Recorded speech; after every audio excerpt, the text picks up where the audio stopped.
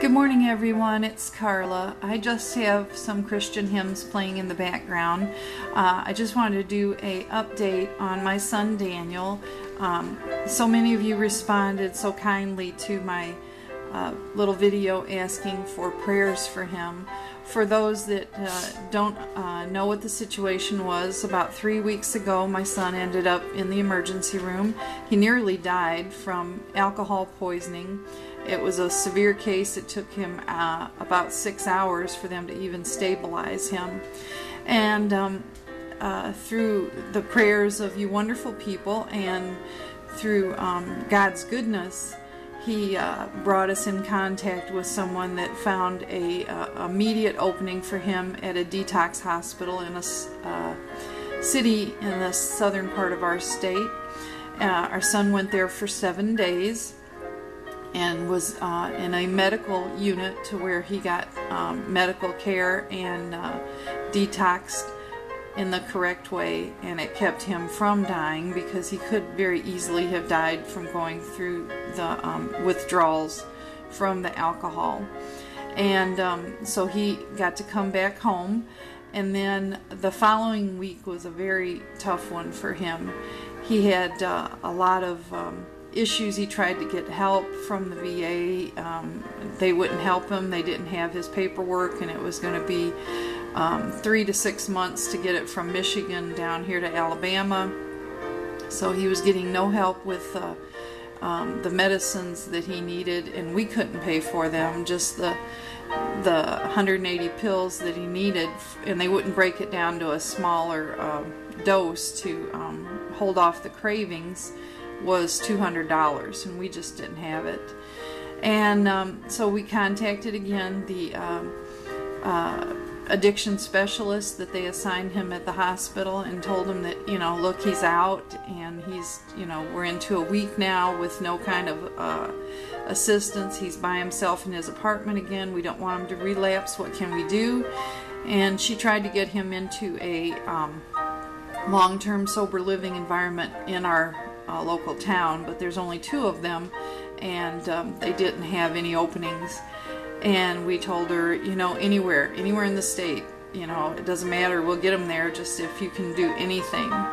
And she found him a wonderful faith-based 12-month, and it could go as long as 18 months, but they have to commit to 12-month minimum facility near the state of Georgia. And it being a faith-based, they take no federal funds, they take no state funds.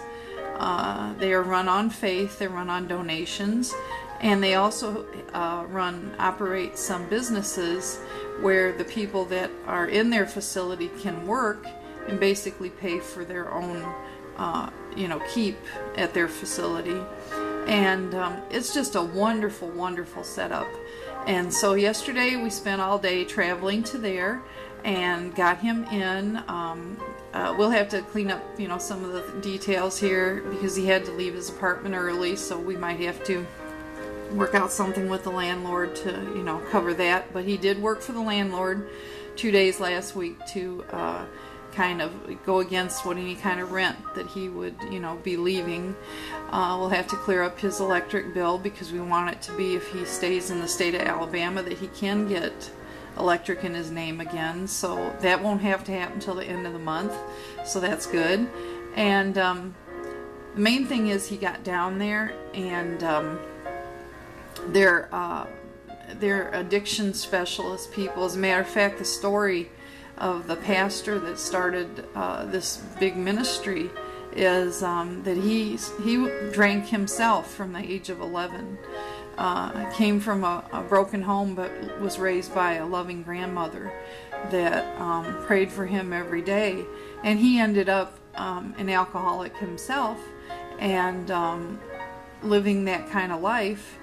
And one day, his best friend, they went to a church and they, you know, heard the gospel and that. And I guess he got saved the same day and turned his life over to the Lord.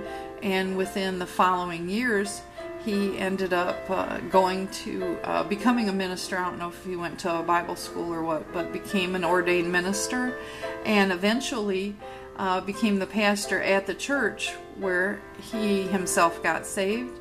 And then over time they built this huge ministry that is dedicated to helping addicts overcome their addiction. Now, the very neat thing is, I was reading the story of this church that was up. It was a newspaper article, and it was on the wall of the office while our son was doing his intake.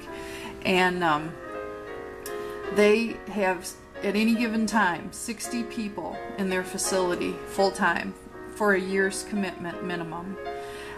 They feed these people 3 meals a day. They don't charge these people anything. And over the course of a year, it's almost 64,000 plus meals that they do.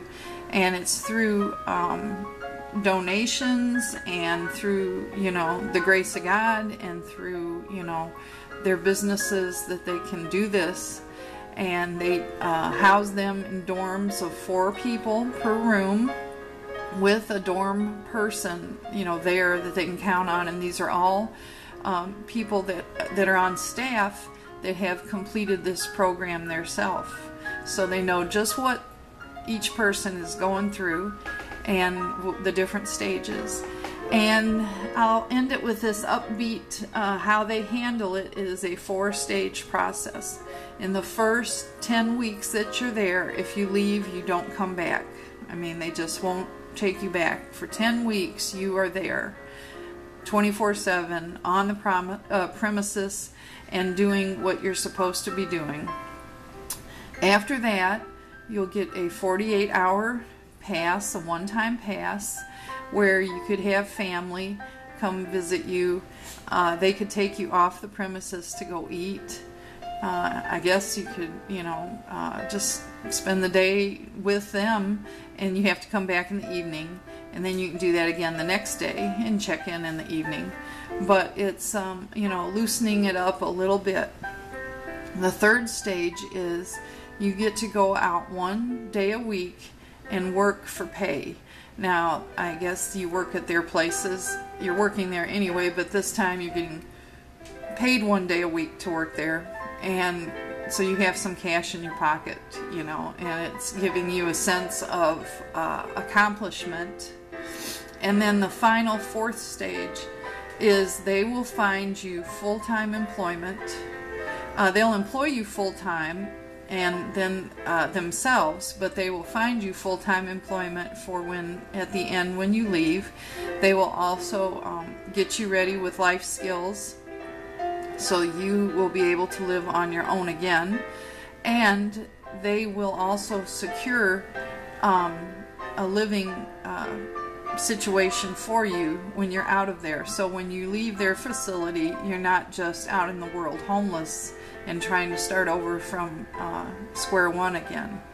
So it's just a wonderful, wonderful place.